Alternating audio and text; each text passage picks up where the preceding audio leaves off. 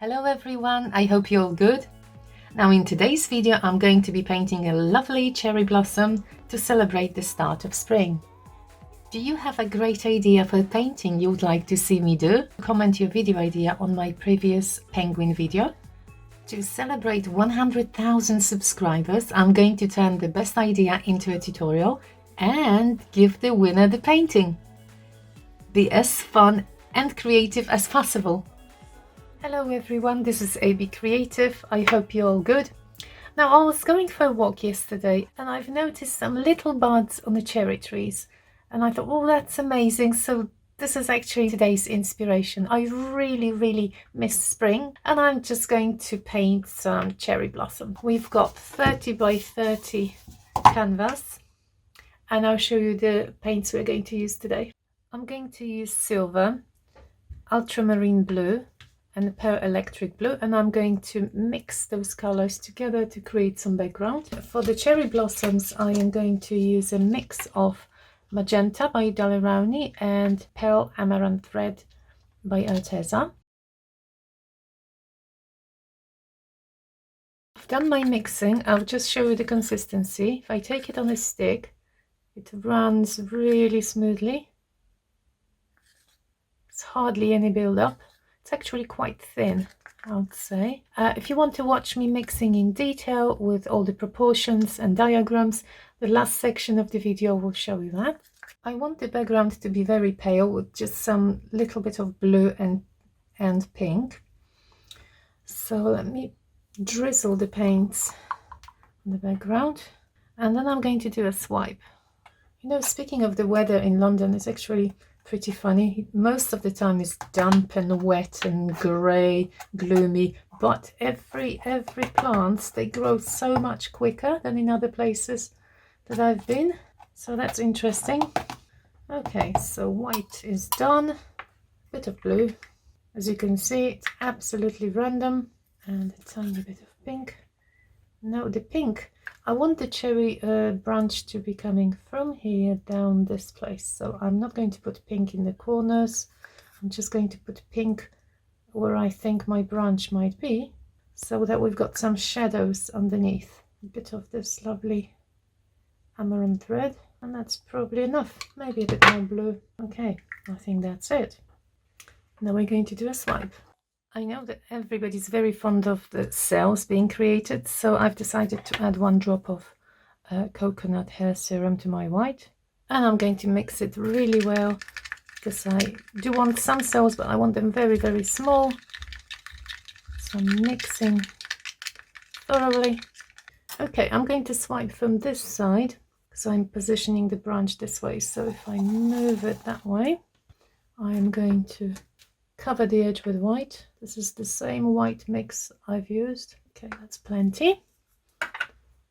And I am going to use a paper towel, just a regular paper towel, which I am going to spray with water so it's not so kind of stiff. It's not soaking wet, it's just a bit damp. The towel in half because it was difficult to maneuver, and I'm going to position it very carefully just at the edge.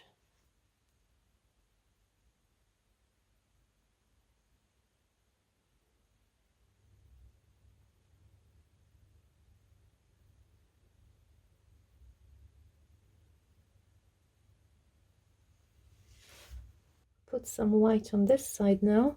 That's more than what I wanted. I wanted just some pink and reddish in the middle.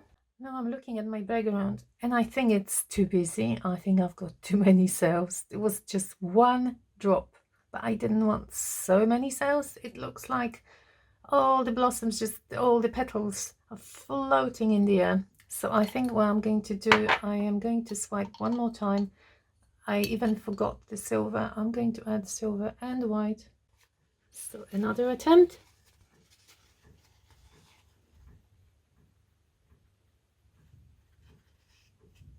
The colors are more muted now, but once this silver is dry, it should look much nicer. Also, I did want some sort of indication of petals floating and blossoms at the background. However, not as many as I got at the beginning. So at the moment, I think I can work with this. Now I've got burnt umber here in this little container, and I am going to start with the branch. So somewhere here and going down, perhaps here.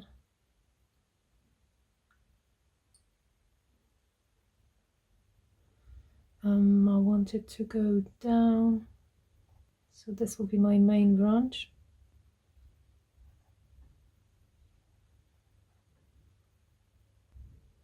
Is that enough? Maybe one.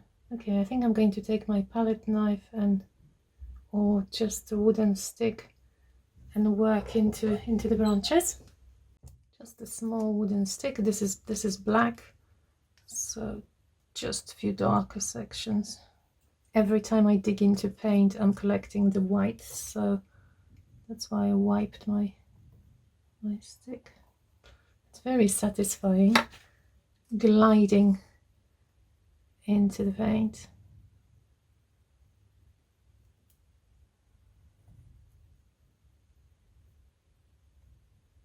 I might always add more later on once I'm done with the petals, with the blossom.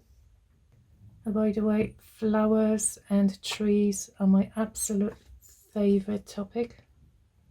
Okay, I think I'm happy with the branch. Time for the blossoms now. Now I've got a dilemma. I'm not sure which style do I want. Do I want just to drop the paint and then blow with a straw, or do I want to actually drizzle the petals? I might try the first one with the straw and see if I like it. So I put a bit of white and a bit of pink, maybe a drop of this. Okay, see if I can do it. I'm going to use my old straw, however I pinched it in half to make a smaller diameter.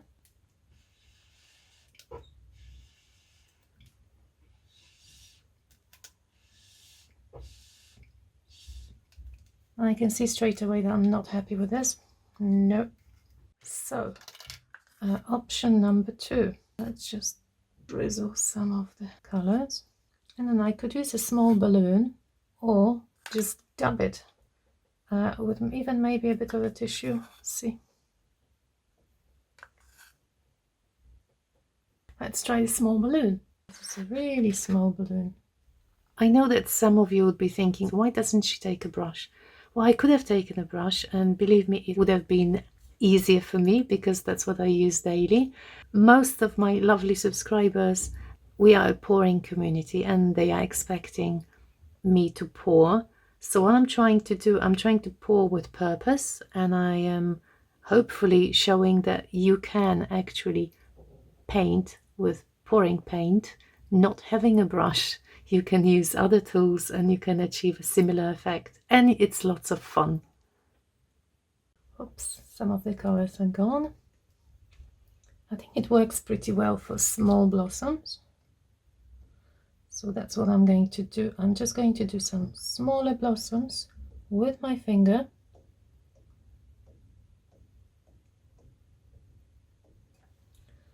Touching just like this.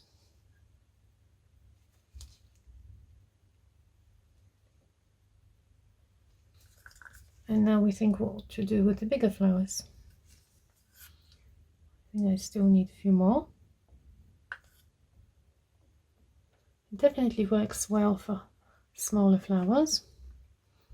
Okay, what do we need to do now? We need some bigger ones. Time for some bigger ones.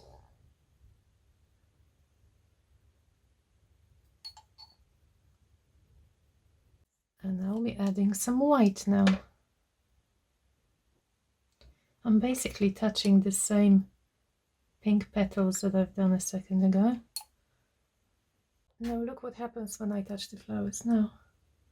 I've got some really nice midsections.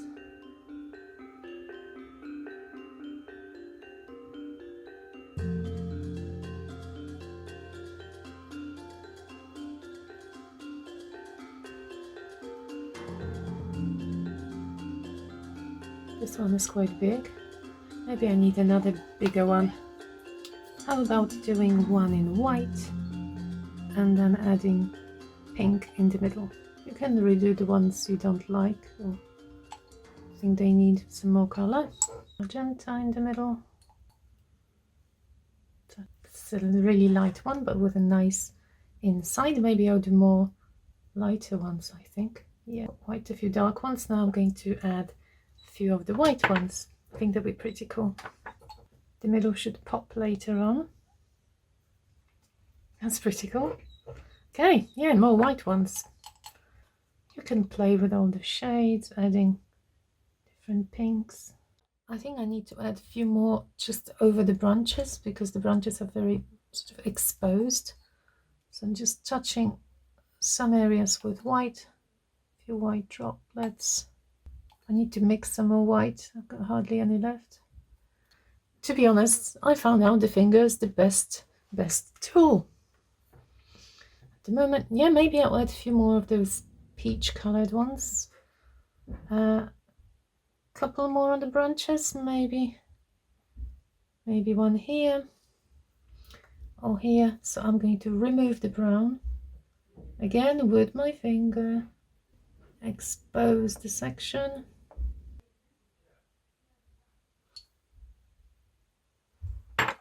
Made a bit of a mess. Now when I look back at those peachy ones, I think they need a bit more white, and I found this little bottle, and it's really handy because I can just touch a few drops like this and use my finger, and look at that. Isn't that pretty? So any more?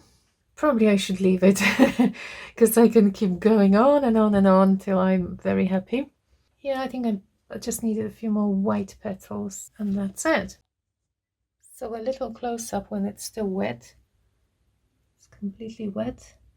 So now you see why I wanted the background sort of a bit imitating floating petals and the multiple colors.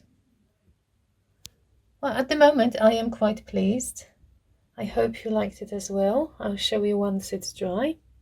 I switched the light off because I wanted you to see how textured it is. I've cleaned the painting because it's completely dry, so I've cleaned it with some soapy water to remove any possible silicone residue. And now I'm thinking the last thing I could do is to add some little dots to the middle of the flowers. It's obviously optional. I've got Posca pens, so if you want you can just sort of add a few middle bits to make it more interesting. And then I'm going to cover it with 2 layers of varnish, adding my signature, and it's ready. This is my varnish, Liquitex, a professional high gloss, and I'm using a soft big brush. I'm applying 1 layer, then I wait, and tomorrow I'll apply another one.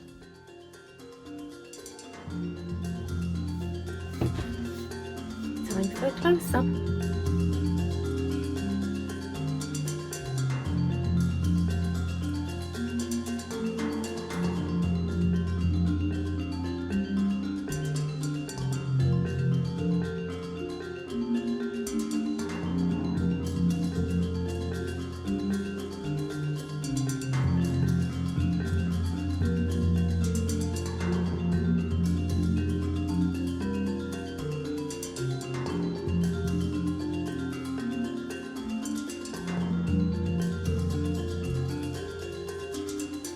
So now you can see very clearly why I wanted the background to be sort of spotted, as if there were petals flowing behind.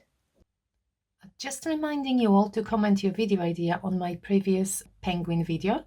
To celebrate 100,000 subscribers, I'm going to turn the best idea into a tutorial, and I am going to give the painting to the winner.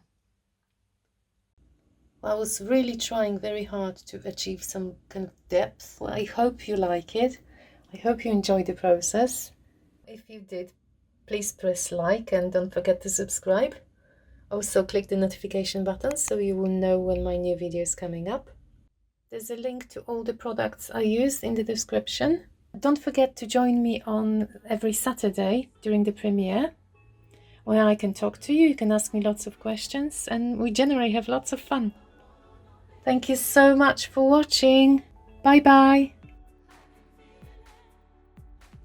Well, I make my own pouring medium, which is half water, half PVA glue. Another name for PVA glue would be Elmer's glue or wood glue.